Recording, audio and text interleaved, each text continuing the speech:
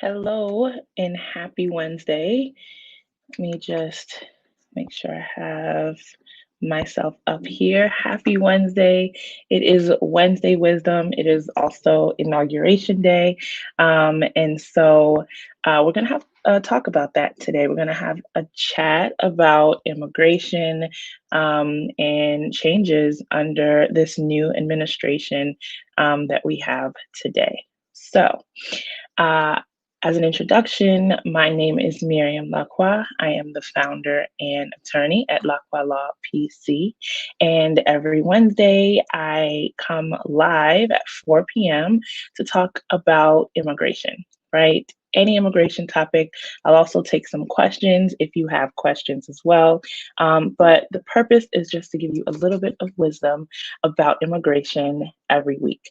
So feel free to log in and join us on Wednesdays at 4 p.m. for Wednesday Wisdom. So if you are anything like me, today was a pretty emotional day, right? And I sort of had to get myself together so that I could be prepared for Wednesday Wisdom today. And the inauguration was so inspiring and eye opening. And I hope that you all felt the same. And so I wanted to one, talk about some things that I took away from the inauguration, but two, and most importantly, I want to talk about all of the changes we get to look forward to in immigration now that we are under a new administration. And so feel free to ask questions while I'm live. If you ask questions when I'm gone, you can send me a DM and I'll answer it on the next Wednesday Wisdom. And so I just want to talk about a couple of things that I took away from the inauguration this morning. I watched it while I was at work, and all of it. I loved all of it, but two important things that stood out to me. One is J Lo, Jennifer Lopez, a Latina, singing "This land is your land, and this land is my land." What a message, right? That basically said to me that no matter where you're from, what language you speak, what the color of your skin is, this land is your land, right? And that is exactly how this administration is going to treat people, especially when it comes to immigration, right? And so I thought that was really powerful. In addition, of course, that wonderful poet, Amanda Gorman, um, there was so much about what she said that resonated with me. And I think that she totally stole the show. But I'd like to know what some of your initial takeaways were from the inauguration today. What stood out to you? What did you think about when you were watching the inauguration? I'm definitely curious. But yes, we have started a new day, a new time in history, right? Now that we have a different president, we have elected President Joe Biden, excuse me, and Vice President Kamala Harris. And so naturally, there are going to be some changes in immigration, right? And I wanted to talk about that today, especially since today that this administration has sent a bill to Congress. Excuse me. And so let's talk about this bill, right? It is a huge bill. It looks like there are a lot of changes that this administration is already putting forth day one, right? Just like they promised in the first few days, they're putting forth some changes and they're sticking to those promises. And that's really exciting. So let's talk about what some of those changes are going to be. Excuse me, I don't know what's going on. Something's stuck in my throat, but I try to get through. So, day one in office, a new bill has been sent to Congress already, laying out a whole list of things for immigration reform. So, let's go over some of the things that I'm seeing. One of the biggest things, of course, is something similar to like amnesty. A lot of people don't like the word amnesty, but that's basically what it is, right? It's an 8-year pathway to citizenship for millions of people who are living in the United States right now with no status. That's huge, right? That's something that so many people have been waiting for. Um, because they've been fearing that somehow they will be separated from their families, right? And so a bill like this could prevent that. And so, what are the things that are sort of required underneath that part of the bill? Um, let's see. It talks about um, initially you'll get a temporary status, right? Let me drink something really quick because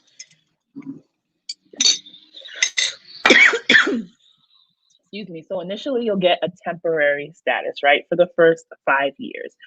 That's what they're looking at doing for people who are here undocumented. They want to help um, millions of people who don't have status. And so initially you'll have to have a temporary status, right? And this is a full 8-year plan. So for the first 5 years, you'll get a temporary status.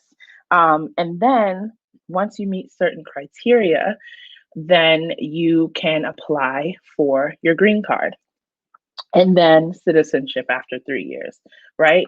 So this is an 8-year plan. And this is huge because 11 million people approximately will be able to have legal status in the United States without having to worry about being removed and being separated from their families, right? Um, there are some people, though, who will automatically get permanent residence or their green card. So people who currently have TPS, people who currently have DACA, they won't have to wait that 5 years with temporary status because they already have that. They would actually be moved automatically to um, permanent residence. So they can automatically apply for permanent residence. But the key word here is they have to meet certain requirements, right? And so I think that there are a few things that you should probably keep in mind that I'll talk about a little bit later when it comes to making sure that you keep yourself eligible for something like amnesty if this is actually to happen for you. Um, I think that so basically the requirement for those who will be eligible for obtaining this temporary status under the new bill would have had to have been here by January 1st, right? And again, they'll get 5 years of temporary status, followed by applying for their green card, 3 years of being a permanent resident with their green card, and then they can apply for US citizenship. So that is the 8-year plan for those living in the United States without status. So let's talk about some of the other things that the bill is trying to bring about for immigrants in the United States. So today, President Biden had put forth a fact sheet. So I'm just sort of looking through that to see what other important things may be helpful to you. There are some other things in here that I think are amazing, right? They'll be changing the word alien to non-citizen in our immigration laws. That's something that has been really insulting to a lot of people who aren't born in the United States, right? Being called alien. And I think this is a testament to how this administration actually wants to treat immigrants in the United States by changing the words alien to non-citizen in our immigration laws. The act will also keep families together. So the bill will reform our family-based immigration system by clearing up backlogs, right? How many of you are waiting for months, years for something to be changed in your immigration case? However, there's nothing going on. There's nothing happening, right? So they're trying to clear the backlogs, recapture unused visas, and eliminate lengthy wait times, and increasing per country visa caps. And this bill also seeks to eliminate the 3 and 10-year bars, right? Those are provisions that definitely keep families apart because if you've been undocumented in the United States for a long time and you leave the country, unfortunately, you will have a bar from re-entering, right? Unless you get some sort of waiver before you leave. And so that is huge. And also, the bill supports families by more explicitly including permanent partnerships and eliminating discrimination facing LGBTQ families, right? The bill allows for immigrants with approved family sponsorship petitions. So listen to this. If you have an approved family sponsorship petition, right, you could join your family in the United States on a temporary basis while you wait for your green cards.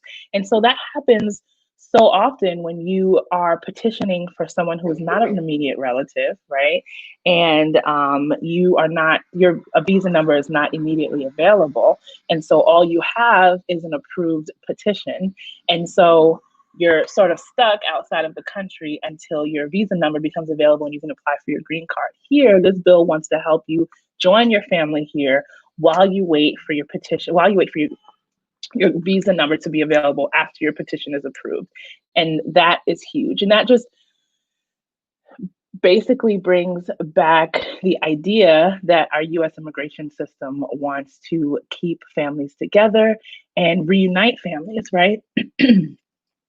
The bill also seeks to embrace diversity. So it includes the No Ban Act that prohibits discrimination based on religion and limits presidential authority to do those things as well.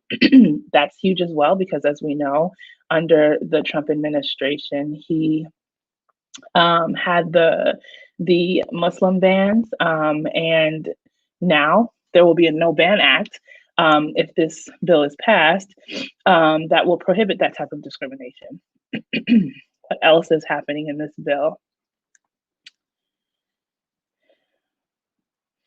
Another thing that I found interesting here is that the bill provides funding for training and continuing education to promote agent and officer safety and professionalism.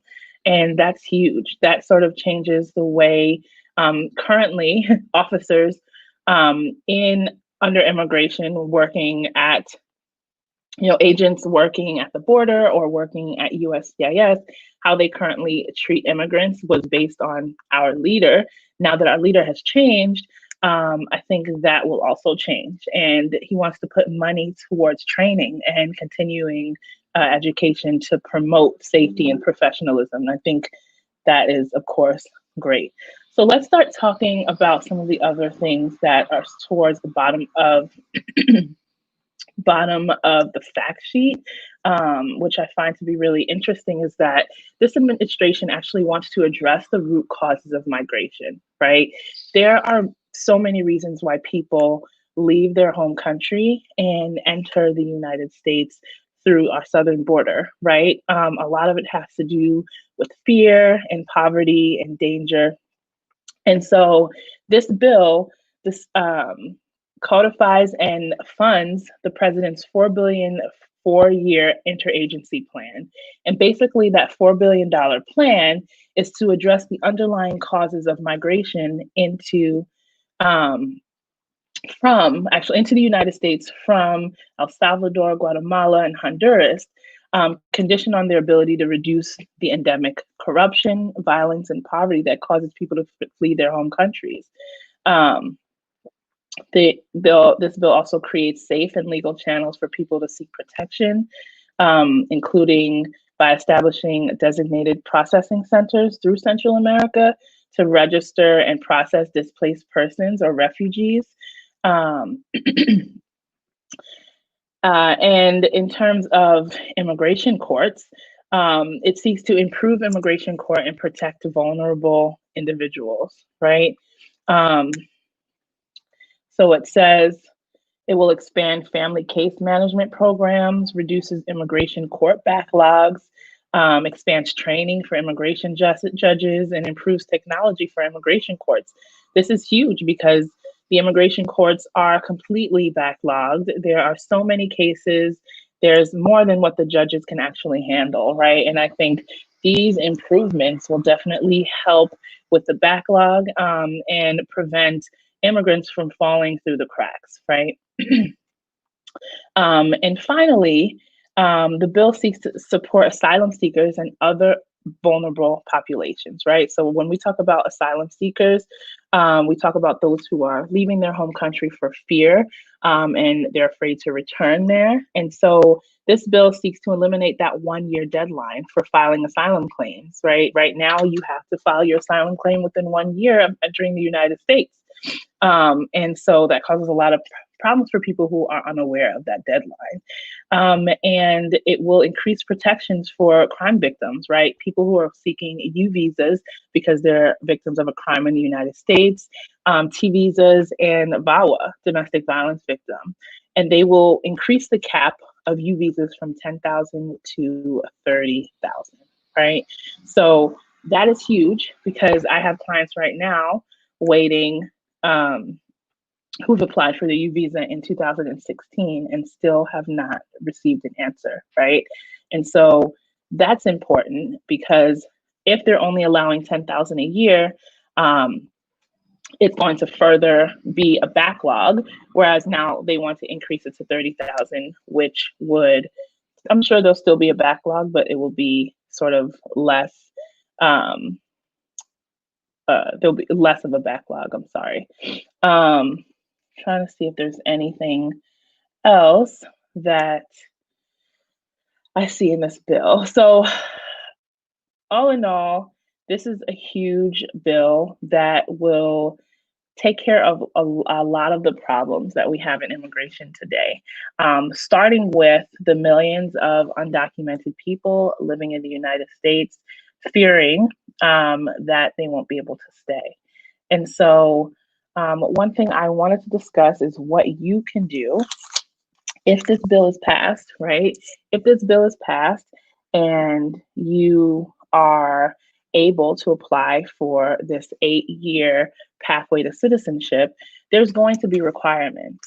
There are going to be things that you have to do to make sure that you are eligible, because not everyone is going to be eligible, right? But you want to make sure that that's something you can do. So one thing that I will say that you have to do if you haven't done is to pay your taxes, right? Paying taxes shows that you have already, joined U.S. Customs and paying taxes and doing things like that. But it also shows the amount of time you lived in the United States, right? If you paid taxes for last year and the year before, that just proves that you've been here. And so even if you weren't legally allowed to work and you didn't have a social, should still pay your taxes, okay? So if you haven't, that's something that you should do, to reach out to an accountant to help you with that. Excuse me. Another thing that you should do is get all of your records from immigration. You can do that with a FOIA request, right? FOIA USCIS, and ask them for all of the records that they have of you. This way, if there's anything that you applied for in the past, you want to make sure that you know exactly what you put in those applications before you apply for any type of relief that's available to you in the future. And you want to collect documents to prove that you've been residing in the United States. So I talked about taxes being something that allows you to do that, but school records and medical records and work records and letters and things like that, and photos, timestamp photos in certain places in the United States are really helpful as well, because these things prove that you were here. And one of the requirements that they say for this 8-year pathway to citizenship is that you have to prove that you were physically present in the United States on or before January 1st, 2021. So if you can't prove that, it's going to be really difficult for you to be granted this form of relief, right? And so I think that these 3 tips, making sure you pay your taxes, getting all your records from USCIS, and collecting documents to prove that you've been here all this time are a really great start, because if something happens and this bill is passed, it will likely be something that there will be a deadline to apply for, right? So you don't want to wait till the last minute to apply for it, okay? And you don't want to wait for the last minute to gather those documentation. So if any of you have any questions about all that I went over about the new immigration reform bill, or if you want to talk about your views of today's inauguration, feel free to comment.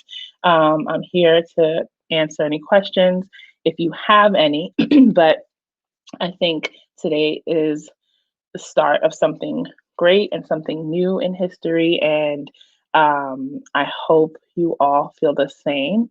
And I'll keep you updated about this bill and what's going on with it, but it has been sent to Congress already. And so President Joe Biden and Vice President Kamala Harris are already starting to work on day one, even while they were being sworn in, right? So that's got to count for something. It doesn't look like anyone has any questions, so I'm going to sign off today. But I hope you enjoyed. Leave me a like, a comment, and let me know if today's Wednesday Wisdom was helpful. If you want to book a consultation with us about your immigration case, absolutely you can. You can see my number scrolling at the bottom of the screen, 914-368-3550. And I'd be happy to assist you and figure out how we can help you going forward.